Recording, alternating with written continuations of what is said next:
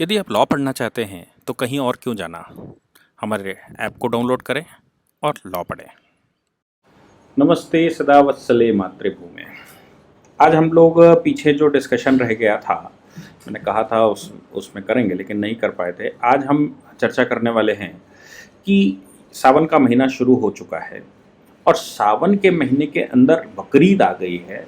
और बकरीद का त्यौहार जो हमारे यहाँ कट्टरपंथी लोग हैं, जिनको बड़ा ऊपर हुरे मिलने वाली हैं, वो उसको बड़े जोर शोर से मनाएंगे। और इस समय तो बड़े जोर शोर से मनाएंगे क्योंकि कोविड के समय पर बहुत कुछ चल रहा है देश में, और उनको लग रहा है कि सरकारें जो है वो उनका जैसे वो खेल खेलते रहे जीवन भर जब से स्वतंत्र हुआ भारत, वैसा नहीं होने दे रही हैं। और योगी जी जैसी और शिवराज सिंह जी जैसी या ऐसी सरकारें बैठी हुई हैं जो लॉ एंड ऑर्डर को इम्प्लीमेंट करवाने के लिए पूरी ताकत लगाते हैं। मैं उन मुसलमानों के लिए जो हिंदुस्तान को हिंदुस्तान अपना मानते हैं, जो ये मानते हैं कि हिंदुस्तान के जो पूर्वज हैं वो उनके पूर्वज हैं, हिंदुओं के पूर्वज और उनके पूर्वज सेम हैं, हम आज उनके विषय में चर्चा करें। उनके लिए ये बना रहे हैं। कट्टरपंथी जो अपने आप को नहीं मानते उनके लिए तो हम कह भी नहीं सकते। सवाल यहाँ पर यह पैदा होता है कि सावन के महीने में भारतवर्ष में क्या क्या गतिविधि होती है और सावन का महीना क्यों भारत के लिए इंपॉर्टेंट रहता है। सावन का महीना एक ऐसा महीना होता है जिसमें बारिश होती है। हम सावन को बारिश के रूप में ही जानते हैं, तो लोग कहते भी हैं सावन का अंधा हरा हरा दिखे। हरा हरा जो ना बारिश की वजह से चारों ओर हरियाली होती है, इसलिए सावन में जो अंधा हो जाता है उसको वही छवि दिमाग में रहती है जो उसके नज़र में उस समय होती है जिस समय वो अंधा हुआ, यानी कि हरियाली चारों ओर रहती है, बारिश होती है। सावन के महीने में कुछ फसलें भी ऐसी रहती हैं जिनको पानी लगाने की जरूरत नहीं पड़ती है, बारिश के पानी से ही वो उगती और फलती फूलती है। सावन के महीने में हमारे यहाँ जो लड़कियों का विवाह हो गया होता है उनको मैके भेजा जाता है। रक्षाबंधन के त्यौहार तक वो वहां पर रहती, रक्षाबंधन के बाद वो ससुराल आती हैं। सावन के महीने में हमारे यहाँ भगवान शिव की आराधना होती है और जल से उनका राज्याभिषेक होता है, जल का समर्पण होता है। लगातार हम वहां पर ये करते रहते हैं। सावन का महीना एक ऐसा महीना है जिस महीने में हम कुछ न कुछ ऐसा करने का प्रयास करते हैं, हम कुछ ऐसा करते हैं जिसमें कि कहिए भाई क्या बात है। मैं आपको बता दूं कि ये हमारे इस ऑफिस में आप हनुमान जी आए हुए हैं और बैठे हुए हैं मेरी टेबल पर। ये देखिए, घुमाकर हम आपको दिखा रहे हैं, ये हमारी टेबल पर बैठे हुए हैं और कुछ फूल पत्तियां खा रहे हैं। आपको दिखाई दिया, ये बैठे हुए हैं हमारी तरफ देख रहे हैं, इसलिए हम उनसे पूछ रहे थे कि आखिर क्या हुआ। आकर हमारी टेबल पर बिल्कुल सामने बैठे हुए हैं। खैर, हम शुरू करते हैं, वो शांति से बैठे हैं हनुमान जी। तो सावन के महीने में हम कुछ न कुछ ऐसा करने का प्रयास करते हैं जिससे कि शरीर में चोट ना लगे, शरीर एक्टिव रहे, और इस समय हम कम खाना खाएं, हल्का खाना खाएं। इसलिए कुछ लोग तो पूरे सावन के महीने में व्रत रहते हैं। हालांकि शॉर्टकट लोगों ने निकाल लिया कि सावन के सोमवार को व्रत रहते हैं, लेकिन पूरे सावन के महीने में व्रत रहते हैं। नेल्स नहीं काटते हैं, बियर्ड दाढ़ी नहीं बनाते हैं, बाल नहीं बनाते हैं, कोई ऐसा काम नहीं, कोई नए काम की शुरुआत नहीं करते हैं, बिल्डिंगों का स्ट्रक्चर नहीं बनाते हैं, भवन निर्माण का काम रोक देते हैं, कुछ नया नहीं करते। यानी कि जो वे ऑफ लाइफ चल रहा हो वैसा ही चलना है। सावन के महीने में कोई नई शुरुआत नहीं होती, शादी विवाह नहीं करते हैं। ऐसा इसलिए है क्योंकि सावन के महीने में देश में सबसे ज्यादा बैक्टीरिया और वायरस रहते हैं। ये माह ऐसा होता है जिसमें लगातार बारिश होती है, फिर धूप भी कड़क निकलती है, सर्दी भी हो जाती है, गर्मी भी हो जाती है, कीड़े भी पनपते हैं और कीटाणु भी पनपते हैं, बैक्टीरिया और वायरस पनपता है। इसलिए इस महीने में कहीं शरीर में ब्लेड ना लग जाए, कहीं स्क्रैच ना हो जाए, उसके रास्ते कहीं बैक्टीरिया वायरस बॉडी में ना पहुंच जाए, और जितनी सफाई हो सकती उतनी सफाई रखी जाए। पानी जो है वो राज्याभिषेक किया जाए, ज़्यादा से ज़्यादा पानी का इस्तेमाल किया जाए ताकि अगर बैक्टीरिया वायरस हाथों में एटलीस्ट आ गया है तो वो धुलता रहे और धुल कर वो साफ होता रहे। इसलिए हम भगवान को लगातार जल चढ़ाने का हमारे यहाँ प्रक्रिया बताई गई, गंगा स्नान की प्रक्रिया बताई गई। बैक्टीरिया वायरस किलर होता है गंगा स्नान, कुछ नया काम न करने की। तो ये इसके पीछे एक साइंटिफिक सोच है। नए नवविवाहित जोड़े को पहली सावन के महीने में ज़रूर घर पर भेजा जाता है, मायके में भेजा जाता है, क्योंकि मैं उसका आप गलत मतलब मत निकालिएगा, क्योंकि जो हाइमन रैप्चर हो जाती है लड़कियों की, तो वहाँ से उन स्थानों से किसी न किसी तरह से ये शक रहता है कि बैक्टीरिया वायरस शरीर में प्रवेश कर जाता है। इसलिए वो हीलिंग हो जाए और जो शारीरिक क्रियाएं हैं, जो शारीरिक संबंध हैं, वो संबंध उस महीने में न बनाए जाएं, ताकि वो जो हाइमन रैप्चर होने की वजह से जो ब्लड आ जाता है या जो जहां पर स्क्रैच पड़ जाते हैं वो ना जाए, वहां से बैक्टीरिया वायरस ना जाए। ऐसी दाढ़ी में बैक्टीरिया वायरस ना जाए। नए काम शुरू करेंगे तो नया हड़बड़ी में काम शुरू करते हैं तो संभव है कि आपके चोट वोट लग सकती है। इसलिए नया स्ट्रक्चर नहीं बनाना, नया कोई काम नहीं करना, नया कोई और कुछ नहीं करना, ये हम मानकर चलते हैं। इसलिए इस मौसम में हम कोई नया काम नहीं करते। अब ऐसी परिस्थिति में जब कोविड का बहुत भयंकर खतरा है, कोविड यहाँ पर छाया हुआ है, संसार भर को परेशान करके रखा है, तो सावन के महीने में वो पीक पर जा सकता है, क्योंकि विभिन्न प्रकार के डेंगू और जितने प्रकार के वायरस आते हैं वो सब इसी समय पर आते हैं। वायरल फैलता है, ये मौसम है। तो अब डेंगू है कि डेंगी है कि कुछ और है कि कोरबोला है कि कोरोना है, ये डिस्टिंग्विश करना थोड़ा मुश्किल हो जाएगा। इसलिए सावधानी इसका प्रिकॉशन है। हमारे पूर्वजों ने उसको सावधानी बनाकर ये सब कुछ किया।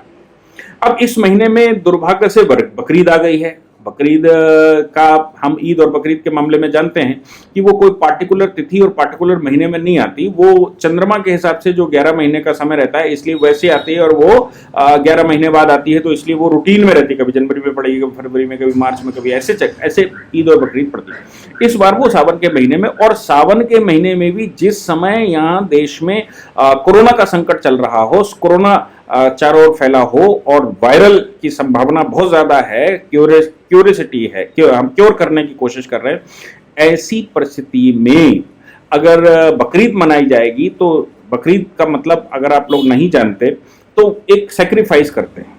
और सेक्रीफाइस किस बात पर करते हैं कि इब्राहिम अलैहिस्सलाम एक पैगंबर हुए हैं। इब्राहिम ने अपने बेटे की सेक्रीफाइस की थी, क्योंकि अल्लाह ने उनसे कहा कि जो तुमको सबसे प्रिय हो वो हमको दे दीजिए, वो हमको अगर दे देंगे तो हम तुम्हारे सारे गुनाह माफ कर देंगे। जैसे हम गंगा स्नान करके कहते हैं कि गंगा स्नान हो गया तो हमारे गुनाह माफ हो जाएंगे, तो गंगा स्नान करने का मतलब होता है कि वहां बैक्टीरिया वायरस किलर होता है, वो पानी जो है बैक्टीरिया किलर है, तो हमारे जो पाप, हमारे बैक्टीरिया वायरस है, हम गंगा स्नान कर करके उनको निकालते रहते हैं। लेकिन उनके यहाँ उन्होंने कहा कि सेक्रीफाइस कर दो जो सबसे प्रिय हो, तो उन्होंने अपने बेटे का सेक्रीफाइस किया। और बेटे का, क्योंकि सबसे प्रिय उनको बेटा था, तो बेटे का सेक्रीफाइस किया, अल्लाह को चढ़ा दिया। अब अल्लाह को बेटा चढ़ा दिया तो फिर अल्लाह ने उनके ऊपर मेहर की, और मेहर करने के बाद उनके बेटे को जीवित कर दिया। ऐसे एक कहानी है। हालांकि आज मुझे नहीं लगता कि कोई भी अपने बकरे को या बकरी को अपने बेटे की तरह मानता है। तो सेक्रीफाइस तो हकीकत में जो इब्राहिम अलैहिस्सलाम ने किया, अगर आप उनकी सुन्नत को मानते हैं तो उनकी सुन्नत के अनुसार अपने बेटे को करना चाहिए, जो सबसे प्रिय है। बेटा है, बेटी है, खुद प्रिय हो या पत्नी प्रिय है या बहन प्रिय है, जो सबसे प्रिय है उसको दो। हालांकि संसार में बेटा और बेटी सबसे प्रिय होता है, इसलिए आपको उसकी कुर्बानी देनी चाहिए। उसकी जगह आपने कुर्बानी का मतलब निकाला कि किसी को भी उठाकर चढ़ा देना और उसका ब्लड निकालना। अब वो जो मुस्लिम एरिया में लोग रहते हैं उनको इस बात का एहसास है कि वो जो काटते हैं उसका जो बाई प्रोडक्ट निकलता है, यानी कि जो कुछ खाल निकलती है, बाल निकलते हैं, खुर निकलते हैं, नाखून निकलते हैं, पेट की अंतड़ियां निकलती हैं, क्या है कि वो घर घर में जब मनाया जाता है तो वो अंतड़ियां पॉलिथीन में भरी और रोड पर फेंक दी।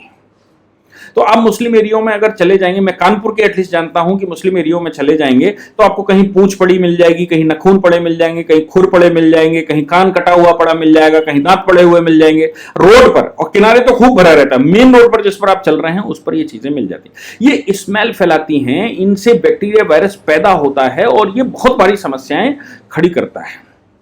इस समय, जिस समय ये मौसम चल रहा हो, उस समय ऐसा करना मुझे लगता है कि ये इस संसार को नए झंझावट में डालना। हालांकि मुस्लिम कंट्री संसार भर के इस पर डायरेक्शन दे चुके हैं।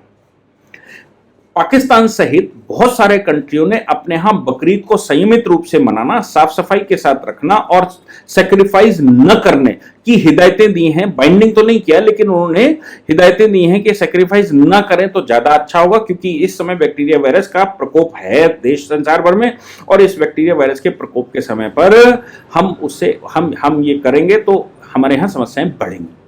देखना यह है कि भारत का मुसलमान कितना भरती है, देखना यह है कि भारत का मुसलमान कितना साइंटिफिक है, देखना यह है कि भारत का मुसलमान देश की कितनी चिंता करता है।